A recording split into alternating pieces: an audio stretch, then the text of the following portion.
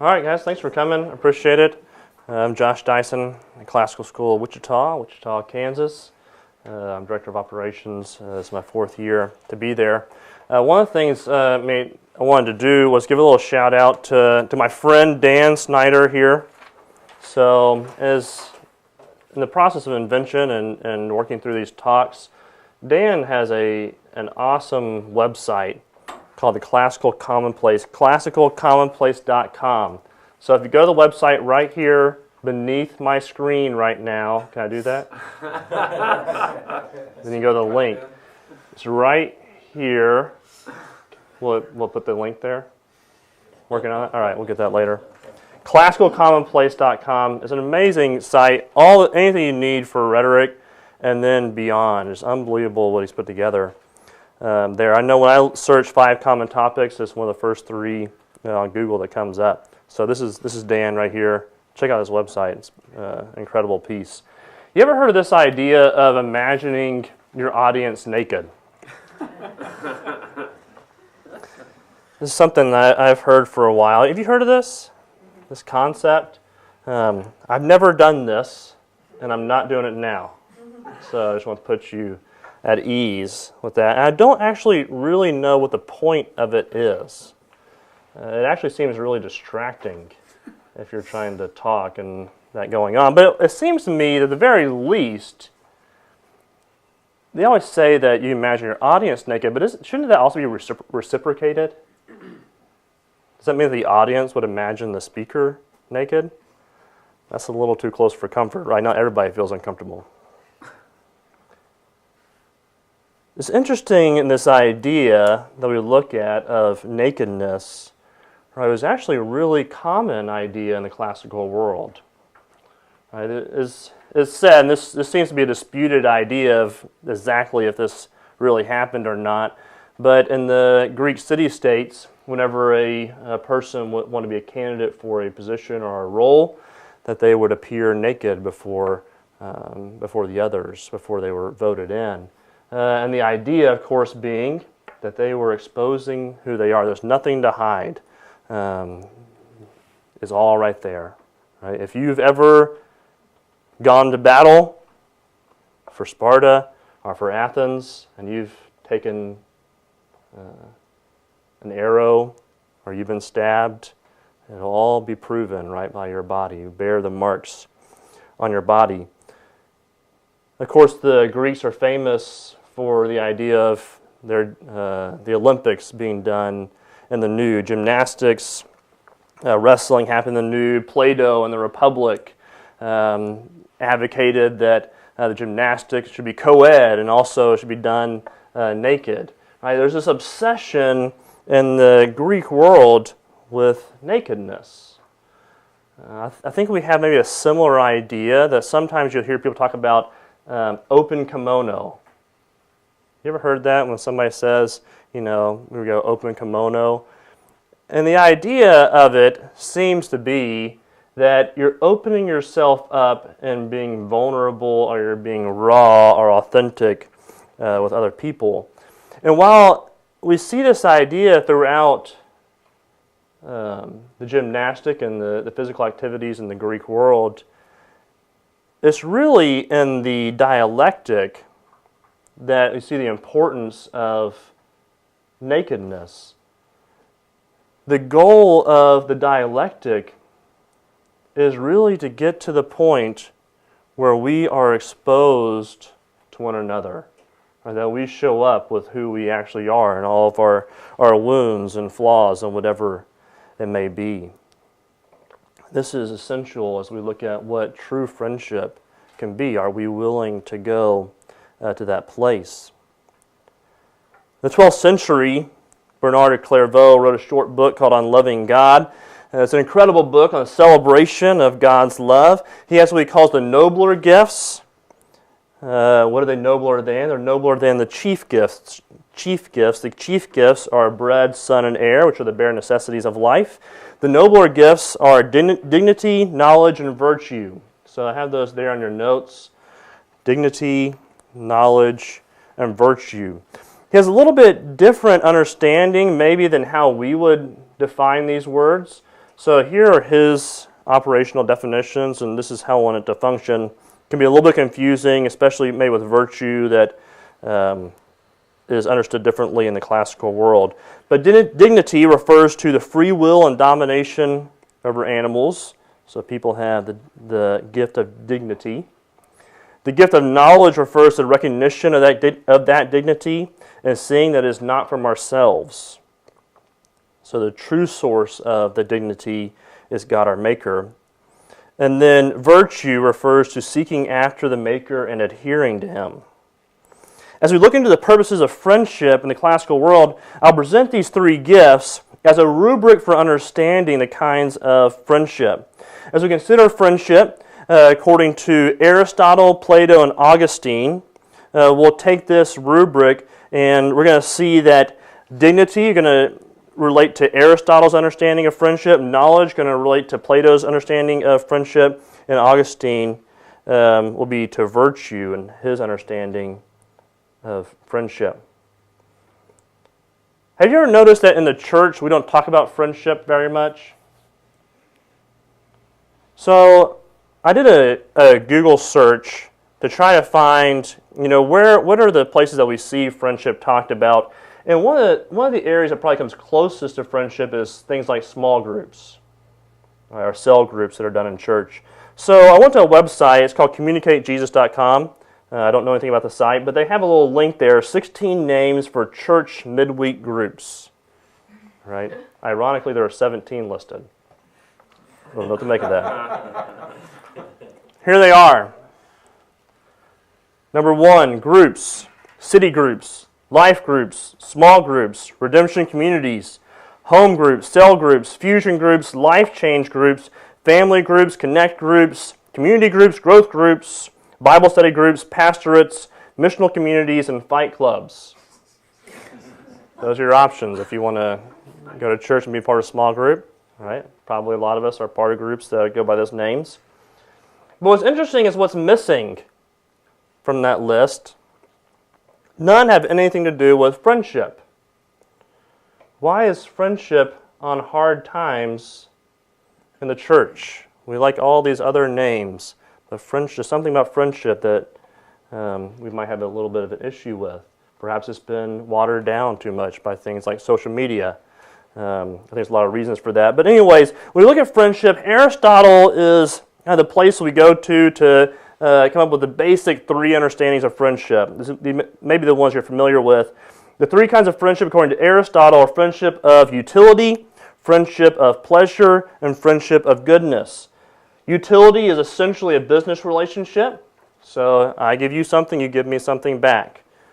A pleasure is what we think of maybe as our high school and college relationships. We go party together and have a good time, but as soon as that time of life's over, we forget any of those people ever existed. But then, of course, friendship based on goodness is a true sharpening of each other, of true growth. Here's what Aristotle says of the first 2 kinds of utility and pleasure. He says, so when people love each other on the ground of utility, their affection is motivated by their own good. And when they love on the ground of pleasure, it is motivated by their own pleasures. That is, they love the other person not for what he is, but for what is useful or pleasant.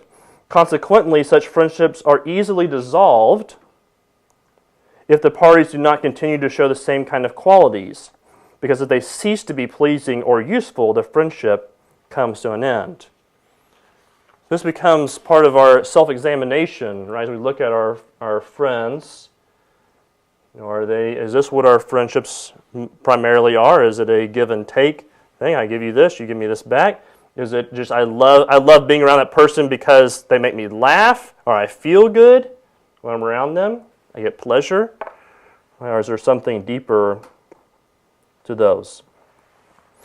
You look at the third kind of friendship, the friendship based on goodness.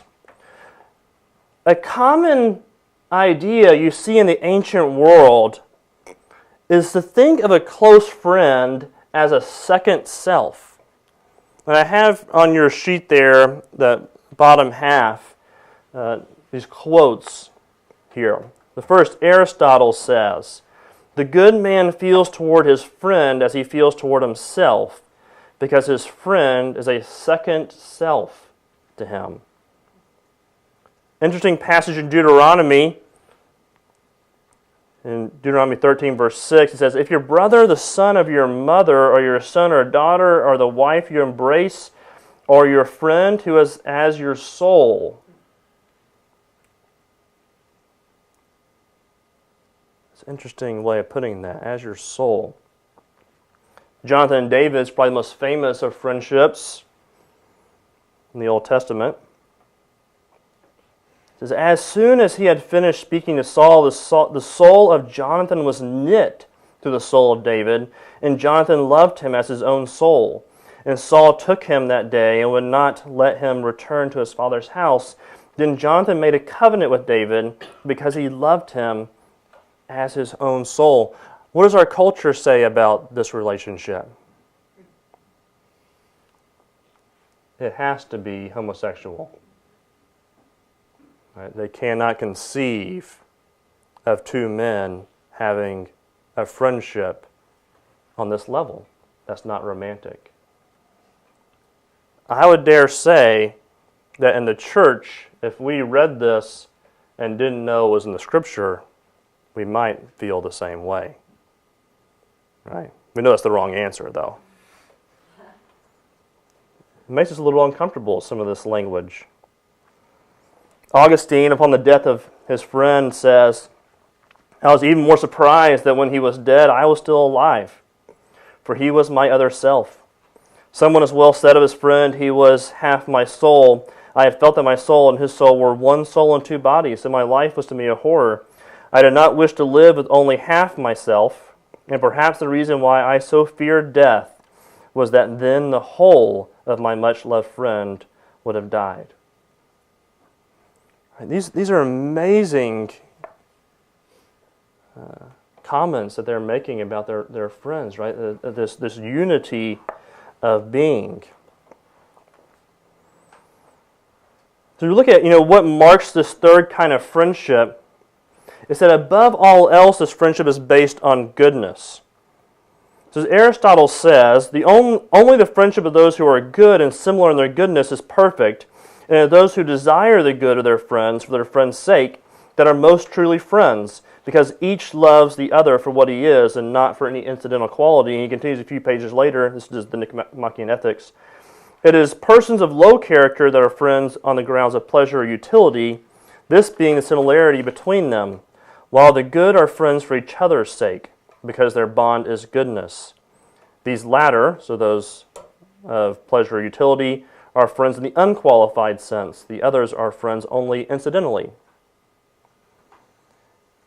As believers, as Christ followers, we recognize that these kind of friendships are important, but are we developing this depth of friendship?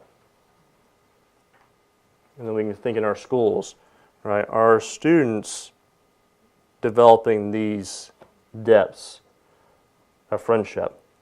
So how are deep friendships developed? It's very simple for Aristotle. He says, in addition, the friendships need time and intimacy. For as the saying goes, you cannot get to know each other until you've eaten the proverbial quantity of salt together. Yeah. Anybody know how much the proverbial quantity of salt is? Allegedly, it's about 14 gallons. So I actually love salt, so that's why my friendships develop more quickly.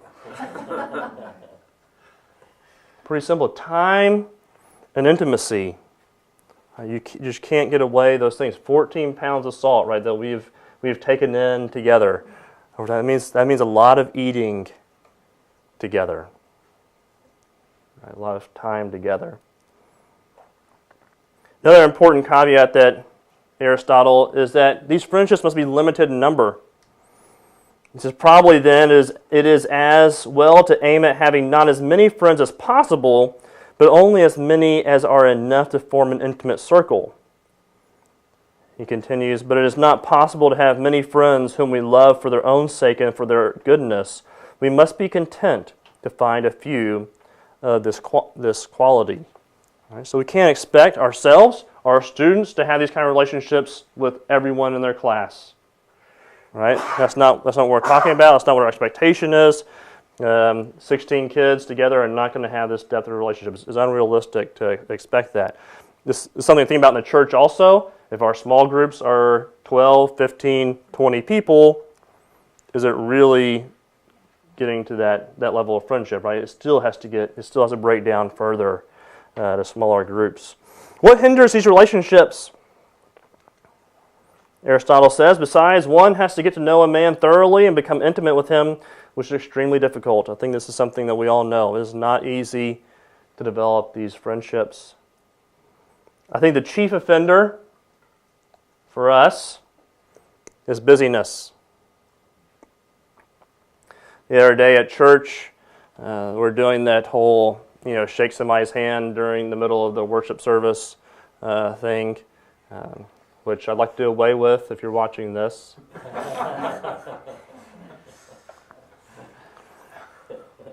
So I heard two guys near me, and one of them says to the other, hey, when are we going to get our families together?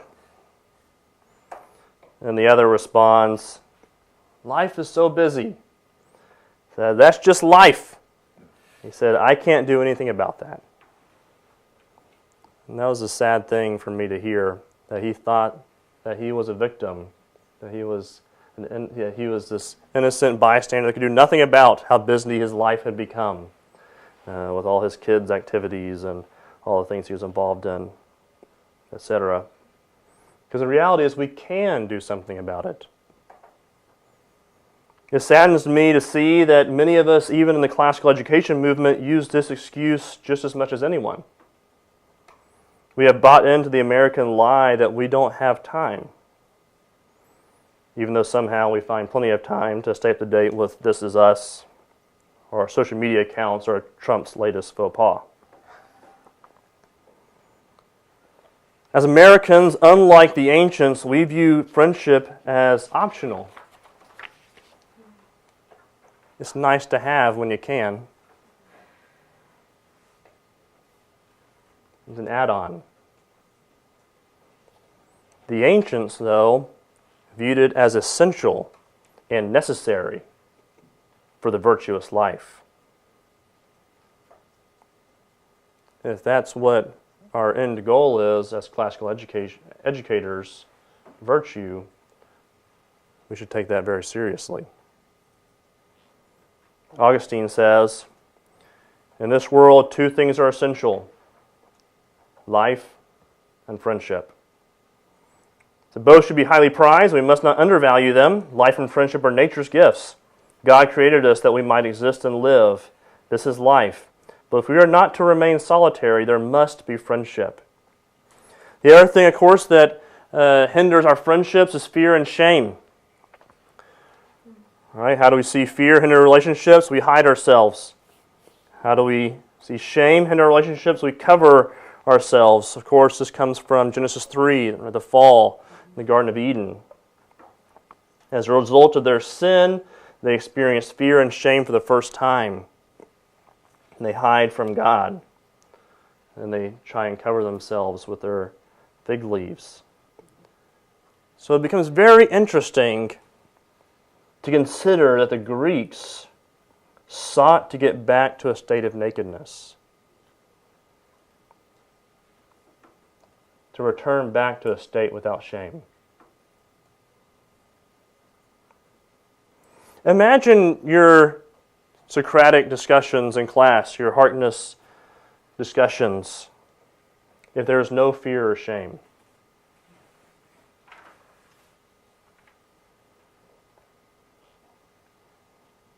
No one is embarrassed to ask a question.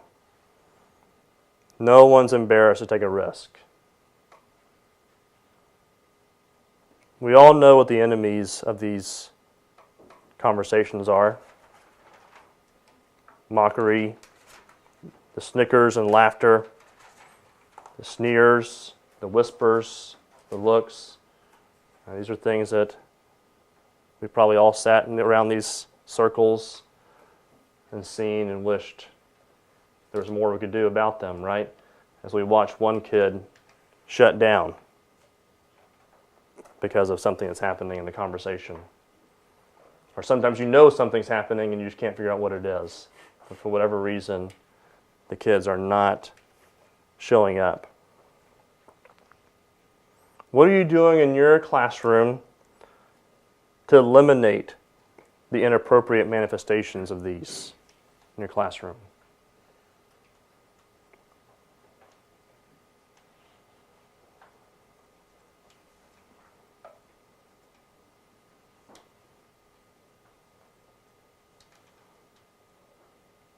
So as we move on now and to look at why is friendship so important for our students in our classical schools, we return back to Bernard, where we had that sheet to refer to. Dignity, of course, refers to free will and the domination over animals. Knowledge refers to recognition of that dignity and seeing that it's not from ourselves. And virtue refers to the seeking after the Maker and adhering to Him. So the first one here is we consider Aristotle primarily in the friendship of dignity, the first noble gift. Aristotle writes, consequently, the friendship of worthless people has a bad effect because they take part, unstable as they are, in worthless pursuits and actually become bad through each other's influence. But friendship of the good is good and increases in goodness because of their association. They seem even to become better men by exercising their friendship and improving each other, for the traits they admire in each other get transferred to themselves. Right? This is why we're doing this group thing, right? Hoping that there's an iron sharpening iron effect. Hopefully the good is making the other better. Friendship separates us from the animals. Aristotle is famous for saying that man is by nature a social being or a political animal. It seems that even animals can have the first two kinds of friendship, based on utility and pleasure, but only those with the dignity of the imago Dei can experience a friendship based on goodness. Of course, friendship not based on goodness can have the opposite effect. That's no secret. Famous passage from the Confessions, Augustine. He said, "Why then did I derive pleasure from an act I would not have done on my own?" Remember this part from the Confessions, right, with the pears? "Alone I would not have done it, could not conceivably have done it by myself. See before you, my God, the living memory of my soul. Alone I would not have committed that crime in which my pleasure lay not in what I was stealing, but in the act of theft. But had I been alone, it would have given me absolutely no pleasure, nor would I have committed it. Friendship can be a dangerous enemy, a seduction of the mind lying beyond the reach of investigation. Out of a game and a jest came an avid desire to do injury and appetite to inflict loss on someone else without any motive on my part of personal gain, and no pleasure in settling a score. As soon as the words are spoken, 'Let us go and do it,' one is ashamed not to be shameless." I think if you worked with 7th, 8th grade boys especially, one is ashamed not to be shameless. You know, the Scripture warns us about such things and such associations and friendships. Paul says, "Do not associate fruitless work with the fruitless work of darkness."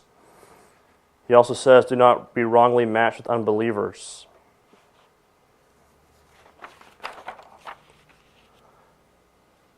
So we move on to the second type of friendship, a friendship based on knowledge. So if you follow there, we've gone from dignity, looking now into knowledge. And associate this primarily with Plato and Socrates and the dialectic.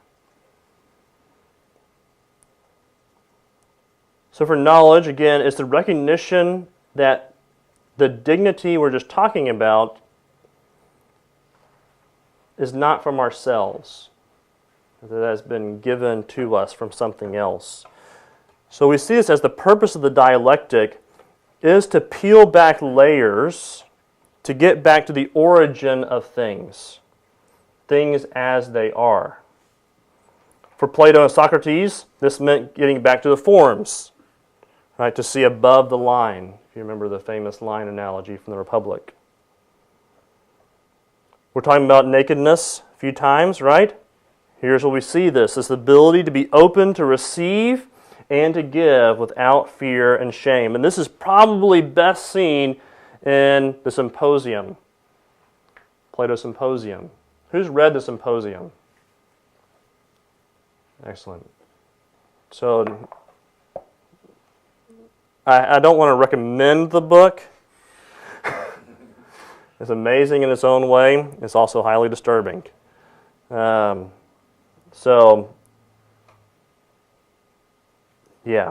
be careful if you go that way. There are some disturbing elements that the thing's about. What they're doing is they are praising eros, right, which of course is the erotic love that we think of. But the point that's going to end up being made, right, is that these other men have this view of eros, which is very maybe perverted, is one way of looking at it.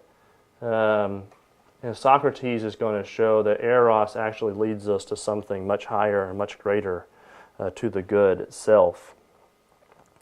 It's difficult to identify a particular passage from the Symposium, but in Alan Bloom's translation, he has an essay afterward called The Ladder of Love.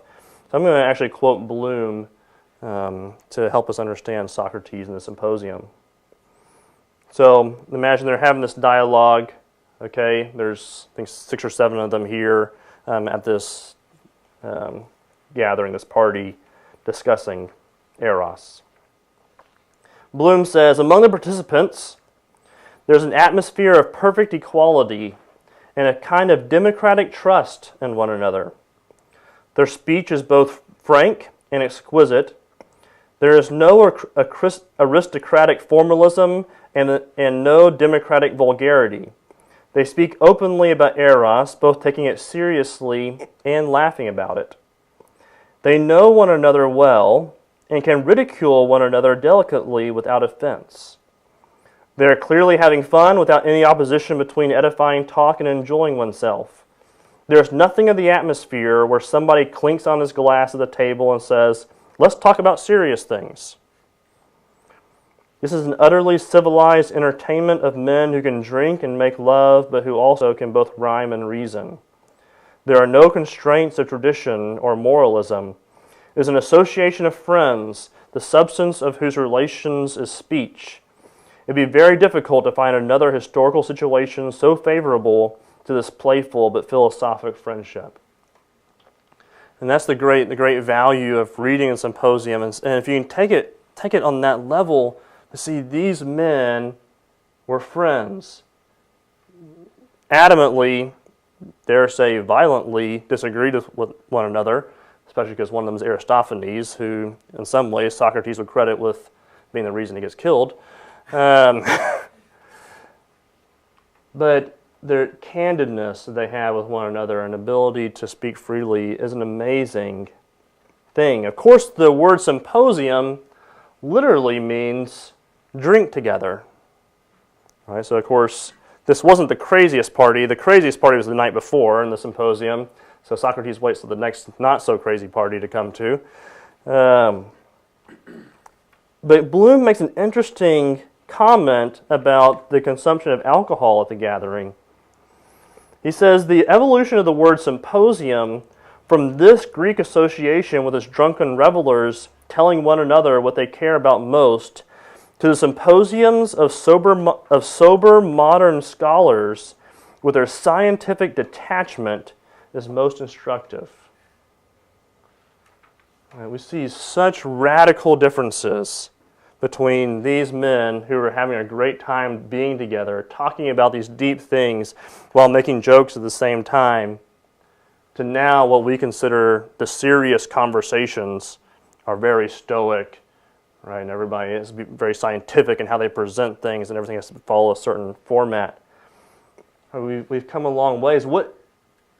I think part of the concern in the classical movement that I have is which of those are we going for? there does seem to be an element a lot of times where classical education seems to be synonymous with this very uptight kind of everything's put together thing, right?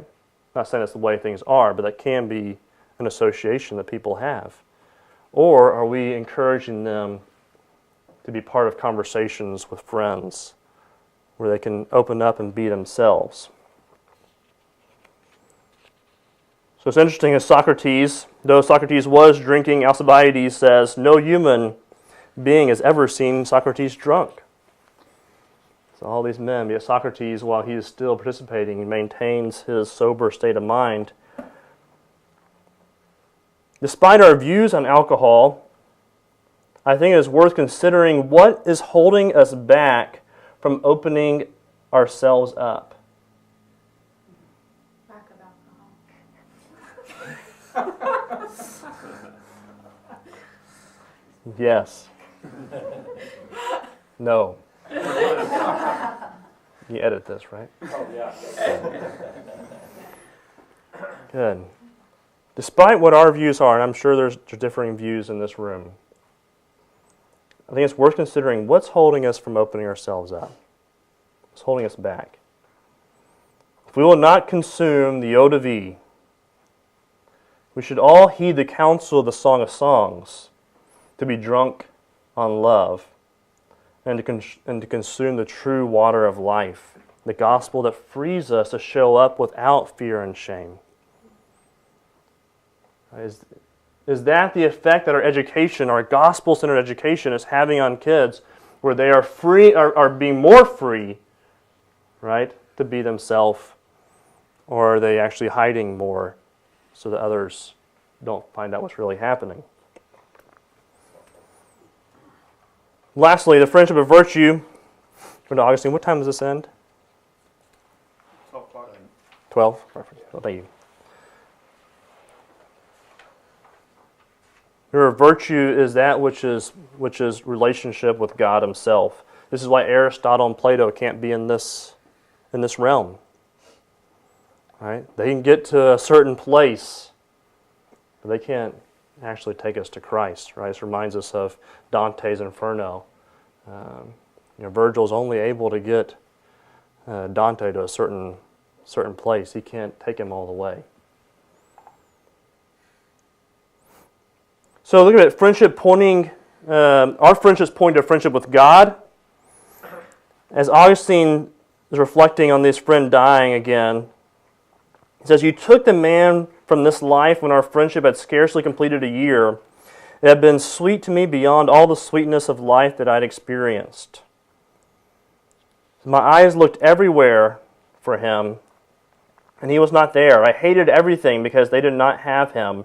Nor could they now tell me, look, he is on the way, as used to be the case when he was alive and absent from me. The very dear friend I had lost was a better and more real person than the Manichae phantom in which I would have been telling my soul to trust. Only tears were sweet to me, and in my soul's delights, weeping had replaced my friend." What's happening for Augustine is the death of his friend ends up showing him the lack of his belief in this Manichaeism, this heresy. Right? He knows that there is something that's pointing him to God. So he'll say of this later, entrust to the truth whatever has come to you from the truth, you will lose nothing. The decayed parts of you will receive a new flowering, and of all your sickness will be healed. So he's seeing that through these lack of friendship now, because he's lost, are actually pointing him to a place, pointing him to Christ, where the truest friendship can be had. Right? And this is coming actually from friends who are not believers in this context. To speak of what we were saying a minute ago, one of the thrusts of the symposium is going to be that Socrates cannot achieve this. He says in the symposium, the mortal nature seeks as far as possible to be forever and immortal. But as far as he knows, he can't get there. right? But he knows that there's something that keeps on pointing him to what's beyond, to something greater, to something above. The highest form of friendship among people is friendship in God. Augustine said, they love their friends truly who love God in them. They love their friends truly who love God in them, either because God is already in them or in order that God might be in them. And later again he says, love has drawn you here, but love of what?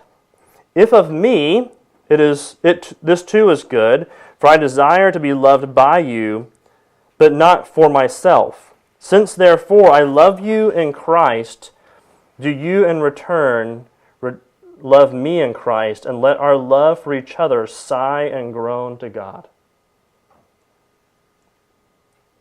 Right, let our love for each other sigh and groan to God. Of course, Christ shows us what true dignified friendship looks like. This is my commandment, that you love one another as I have loved you. Greater love is no one than this, that someone laid down his life for his friends. You are my friends if you do what I command. No longer do I call you servants, nor the servant does not, for the servant does not know what his master is doing, but I have called you friends.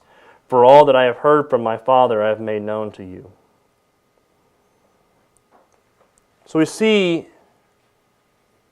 the importance of these relationships, the importance of friendship in our Christian life. If these are essential to virtue, if these are essential to knowing God, how are these showing up in our classrooms, in the culture of our schools? I think in our schools, in the same way we treat as the church has, where it's a nice thing to have. It's great if they have friends here. Maybe they'll help with our marketing. Maybe they'll help people stay here. They won't go over to that other school across the town, whatever.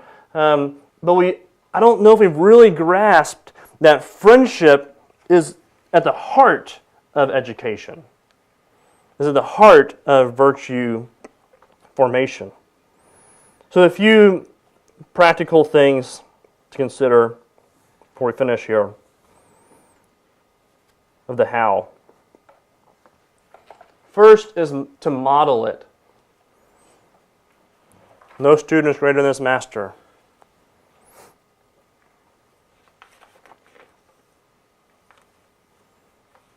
Have we modeled a culture of friendship? This is the thing that I love about my school more than anything. Hands down, number one thing is the culture of the faculty. There's truly a friendship culture. We love to be together, right, most of the time. Except we're in a car together for 5 hours and then we're ready to get out. Well, we have fun. We enjoy going places together. We enjoy going to conferences together. We enjoy, at lunch, the faculty comes and they all sit together and they carry on the conversations that have been happening in classrooms or the things they've been reading. Right? I think that our students see that our teachers actually enjoy friendship, right? And it really is, I think, at the heart of what we've done in a school and any success that we've had is based on the faculty's love for God and love for each other, which then transfers into love for students. Right? The students can see, right? It's caught more than it's taught. Right? They're seeing these men and women put this into practice. So let's celebrate friendships. Let's put this into practice in our own life. Let's counteract the culture of busyness. Listen to yourself over the next couple of weeks. Do you hear yourself making the same kind of comments? I don't have time for this. And if so, why? What is it that you do have time for that's taking place of time with people?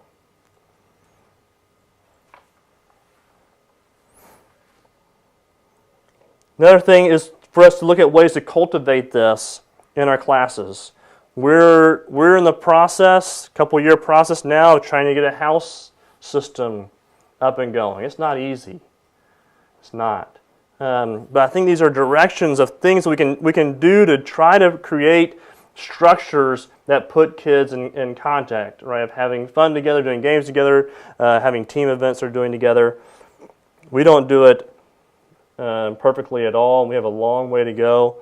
But we're trying to commit to this thing for this purpose. Some of our classes that have the best cohesion have class parties that they throw themselves. Right? There's one class in particular I think of that they organize themselves to do a class party and they bring all the food and snacks and stuff. Are you encouraging that? Are you saying, hey, that's awesome. Yeah, go do the initiative. I know it's hard because sometimes they don't do the best job of making sure all these things are taken care of and their cleanup process isn't the best and they forget to get the spoons and the plates, and so they come to the teacher resource room to get those things, which is not allowed at our school. Right?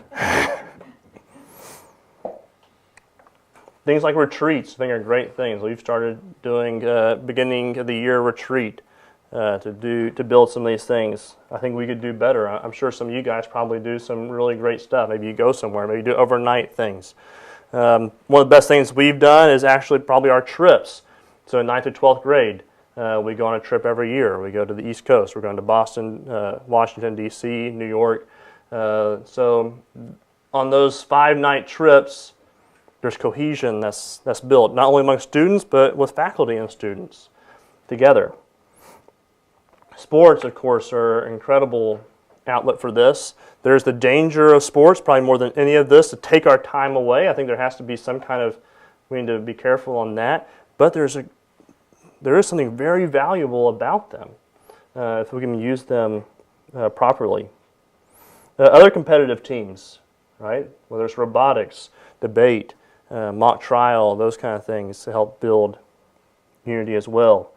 Group projects, eating together. We have the shortest lunch in probably all the schools here, so I can't say, but there's something to consider, right? Are we giving these kids a chance to eat together and enjoy together, to celebrate? Then lastly, are we talking about it? When it comes up, when you're reading Aristotle, when you're reading the Nicomachean Ethics, are you honing in on the opportunity you have to do the practical application of friendship with these kids, right? As it's all throughout, especially classical, the ancient literature of men and women who are friends. Or is that celebrated? When you're reading Lord of the Rings, are we celebrating that and saying, hey, this should be you? Are you doing this? Or how is this happening? I think part of this is a good reminder that are we wanting these kids to master the text that they're reading? Or are we truly putting them in a place to be mastered by the text? Are we putting them where they think that they're over the text, or are we putting them under the text, right? That these things are changing them. I think most of us agree that that's what we want, but practically when it's coming down the classroom, is that what's happening? I think friendship is an excellent case study there.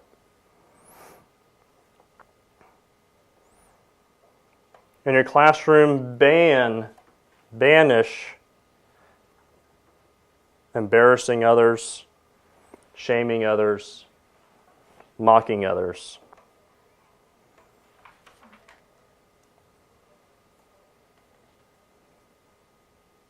I know this is hard because there's a time whenever there's a playful element to it, that those who are good friends can do this well and it's fun. But unfortunately, so many, especially in those 7th, 8th grade, 9th grade years, that they're not having fun, right? They're taking those things very personally. And they can be an enemy of what we're doing. Reward risk. When students take risk, reward that. Whatever you think that they're will value. I know that's different for everybody. But make it something where they want to step out and take risks, to ask the question or to offer an answer, in my experience, so many times I've sat with the class, and there's a kid that hardly ever says anything, but then they gather up the courage to say something, and it's like, wow, that was brilliant. Like, and I don't think you even know how brilliant what you said is, but of course everybody thinks, oh, that was the dumbest. Like all the class is like, oh, no, that's why so-and-so never talks. It's like, no, you have something there that's worth sharing. How do we reward that? And that's not an easy thing. That's the tough part of what we're doing in the classroom. Invite them to share thoughts that are not fully developed.